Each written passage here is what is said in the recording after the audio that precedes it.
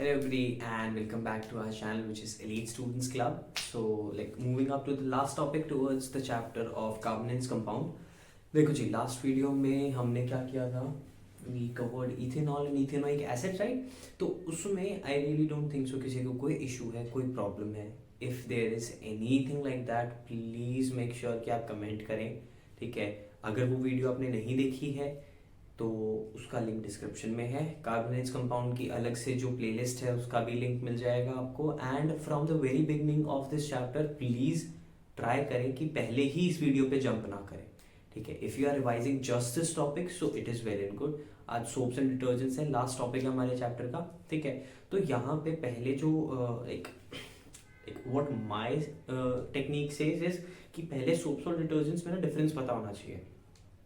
बाद में उनका इफेक्ट, जो भी चीज़ें हैं, आफ्टर इफेक्ट्स, जितनी भी चीज़ें हम कवर करेंगे, it is the thing which is secondary. Primary focus हमारा पता होना चाहिए कि भाई सोप्स क्या है और डिटर्जेंट्स क्या है. So we'll be going off and on ताकि हम सोप्स और डिटर्जेंट्स को इकट्ठे क्रैक कर पाएँ, ठीक है ना. क्योंकि थोड़ा सा ना अलग सा टॉपिक हो जाता है, क्योंकि सोप्स और detergent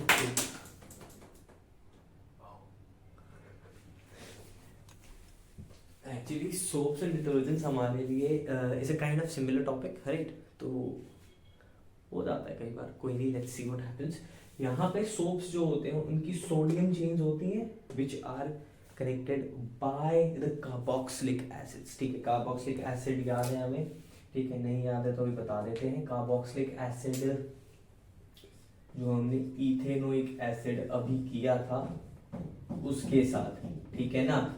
and moving up to the second thing, यहाँ पे डिटर्जेंट्स की अगर बात करें तो यहाँ पे सोडियम चेन्स थी, बट यहाँ पे बने तो सोडियम सॉल्ट से हैं, बट चेन कौन सी है, चेन किसके हैं, बेंजीन सल्फोनिक एसिड्स की, ठीक है. सल्फोनिक एसिड्स की जो चेन है बेसिकली बेंजोइक एसिड या बेंजीन सल्फोनिक एसिड्स की जो चेन्स हैं वो किसकी होती हैं, डिटर्जेंट्स की होती हैं. I really hope this is clear. देखो मेरी बात ना समझना यहाँ पे, बिकॉज यहाँ पे ना कंफ्यूजन इस टॉपिक में ही रहती है क्योंकि we don't have any kind of base. यहाँ पे हमारे पास कोई पहले से ही एक जगह नहीं है जहाँ पे हम इस चीज़ को रख सकें कि पढ़ेंगे यही चीज़ है हमारे लिए, ठीक है. सो वो हमारे पास अभी नहीं है. So we are just going to compare these two, because हमारे एग्जाम पॉइंट ऑफ व्यू से सिर्फ यही इंपॉर्टेंट है. आयनिक ग्रुप दोनों के अलग हैं. यहाँ पे मैंने क्या बोला था, कार्बोक्सिलिक एसिड की चेन है तो यहाँ पे इनका फंक्शनल ग्रुप या फिर आयनिक ग्रुप कौन सा हो गया, COO नेगेटिव, यहाँ पे O negative and Na positive, ठीक है. राइट, हमने किया था. अगर नहीं याद है पिछली वीडियो में जाइए, वहां पे मैंने एसीटोन के बारे में बताया था, सोडियम एसीटोन के बारे में, ठीक है. तो वहां पे ये सेम चेन कार्बोक्सिलिक एसिड, ठीक है. Moving up to against the ionic group of detergents, यहाँ पे बेंजीन सल्फोनिक एसिड्स की थी, इसीलिए मैंने ये चीजें आयनिक ग्रुप्स यहाँ लिखे हैं विच आर सोडियम रिलेटेडली, ठीक है, सोडियम सॉल्ट्स हैं. बट यहाँ पे ग्रुप कौन से हैं, यहाँ पे सल्फोनिक ग्रुप्स हैं, ठीक है. याद रखेंगे, प्लीज याद रखना, बहुत माइन्यूट डिटेल्स हैं, इतनी याद रखनी है, ठीक है. अगर नहीं है so let's bold it up. वहां पे O नेगेटिव Na पॉजिटिव, यहाँ पे O3 नेगेटिव Na पॉजिटिव, या फिर O4 negative with Na positive. ज्यादा डेप्थ में नहीं जाना है, यहाँ पे 10th की बेस के लिए इतना ही सफिशिएंट है, ठीक है. हार्ड वाटर पे इफेक्टिव नहीं होते सोप्स जितने भी हैं, ये हमारे डोमेस्टिक सोप्स हैं, ठीक है.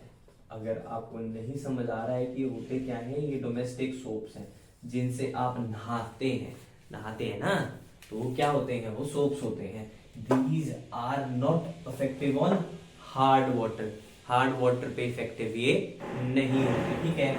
And moving up to the part of detergent, these are effective on hard water. किसकी वजह से, ये इन आयनिक ग्रुप्स या फिर लॉन्ग बेंजीन सल्फोनिक एसिड्स की चेन की वजह से ये क्या होते हैं, these are effective on hard water. अब हार्ड वाटर क्या होता है जी, हार्ड वाटर इज थिंग जहां पे जैसे सी खारा पानी, ठीक है, नमकीन पानी जो होता है, जहाँ पे हमारे मिनरल्स की जो अमाउंट, मिनरल्स का जो अमाउंट होता है विच इज लार्जर, ठीक है, एक मोर अमाउंट इज इन्वॉल्व, तो वहां पे वो कौन सा, उसको हम क्या कहेंगे, that is hard water. I really hope it's okay. Last में ना इसकी थोड़ी सी मैंने एक एक्स्ट्रा पॉइंट जनरेट करने के लिए एक दो चीजें बता दी हैं, ठीक है। 10th के लिए आपकी एनसीईआरटी में ये नहीं दिया हुआ है, बट स्टिल सोप्स जितने भी होते हैं वो बायोडिग्रेडेबल होते हैं, इनका वीक क्लींजिंग एक्शन होता है, these are not like rough and strong, ठीक है, ज्यादा स्ट्रॉन्ग नहीं होते हैं, ठीक है, क्लियर। बट यहीं पे दीज आर नॉन बायोडिग्रेडेबल्स, बट इनका जो क्लींजिंग एक्शन होता है बहुत ज्यादा स्ट्रॉन्ग होता है, ठीक है। हार्ड वाटर इफेक्टिव है, हार्ड वाटर पे तो समझ में ही आ गई थी ये चीजें। I hope it's very much clear, ठीक है। So just note it down, will be moving ahead to this. हाँ जी, तो अब यहाँ पे जो हमारी बात चलेगी ना, वो चलेगी मिसल्स। देखो व्हाट आर मिसल्स, चाहे वो सोप पार्टिकल है, चाहे वो डिटर्जेंट पार्टिकल है, ठीक है। हमने सोप और डिटर्जेंट्स के बारे में बेसिक नॉलेज ले ली है, ठीक है। अब जो यहाँ पे चीज टॉपिक बेस समझने का है वो ये है, क्या आएगा यहाँ पे, फॉर्मेशन ऑफ मिसल्स। बेसिकली क्या होते हैं मिसल्स, बता देते हैं। सो मिसल्स आर झाग हाँ, सोप या फिर जो डिटर्जेंट मॉलिक्यूल होता है उनको मिसल्स जनरेशन कहा जाता है, मिसल्स कहा जाता है उनको। मिसल्स जो होते हैं ना, उनकी दो एंडिंग होती है। मैं एक फॉर्मेशन बना देता हूं, ये इस तरीके का, सीढ़ियां नहीं है, ये सीढ़ियां नहीं है, ये क्या है, दिस इज सोडियम हेड। और इसके बारे में जानकारी के लिए आपको इतना ही जानना है कि दिस इज हाइड्रोफिलिक एंड। ये कौन सा एंड है, ये हाइड्रोफिलिक एंड है, ठीक है। यहां पे ये एंड जो है हमारे पास, ये क्या है, दिस इज हाइड्रोफोबिक एंड। ये क्या है, हाइड्रोफोबिक एंड है, ठीक है। अब इन दोनों का काम क्या है, हाइड्रोफोबिक और हाइड्रोफिलिक एंड का काम क्या है, किसी भी जगह पे, किसी भी सिचुएशन में जो भी पार्टिकल डर्ट कैप्चर करता है वो होता क्या है, ध्यान से समझना। If there is a particle of dirt here, हम यहां पे सोप अप्लाई करते हैं, and what happens when we apply the soap, तो यहां पे कुछ इस तरीके की फॉर्मेशंस बन जाती हैं मिसल्स की। ओह, एक पता है कंफ्यूजन जनरेट हो जाती है यहाँ पे मिसल्स के साथ साथ।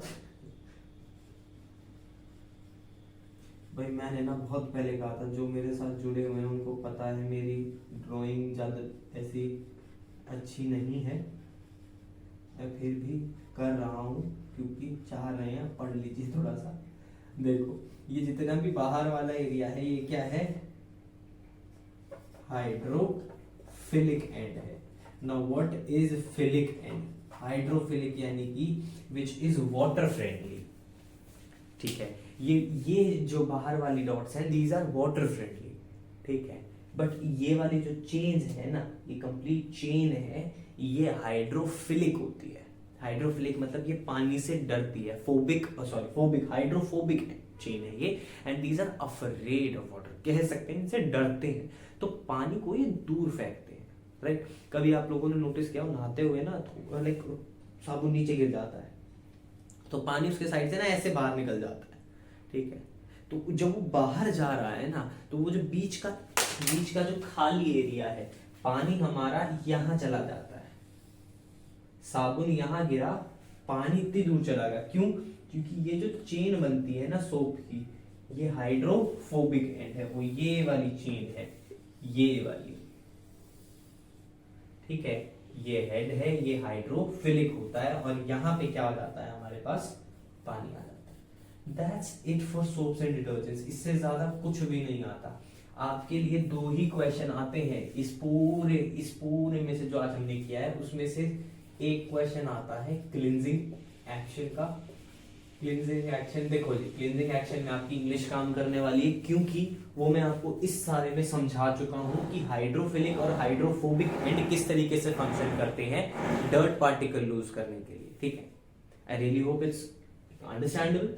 और उसके बाद जो दूसरा चैप्टर आता है, वो दूसरा क्वेश्चन आता है, वो आता है डिफरेंशिएशन का। ठीक है, डिफरेंशिएशन का काम आता है। डिफरेंशिएशन जो हमने लास्ट में भी थोड़ी देर पहले जो एक वो किया था। So I really hope आप लोगों को वीडियो पसंद आई है। Like it's the last part, not so interesting, I know it. जिस तरीके का पहला पार्ट रह चुका है हमारा, उस तरीके का इंटरेस्टिंग पार्ट ये नहीं है, आई रियली नो इट। ठीक है, बट आई होप पसंद आया हो सबको। ठीक है, so just please if there is any kind of suggestion comment कीजिए, बाकी जी आपके ऊपर है। ठीक है, so keep learning and keep growing. Note करिए, will be ending of the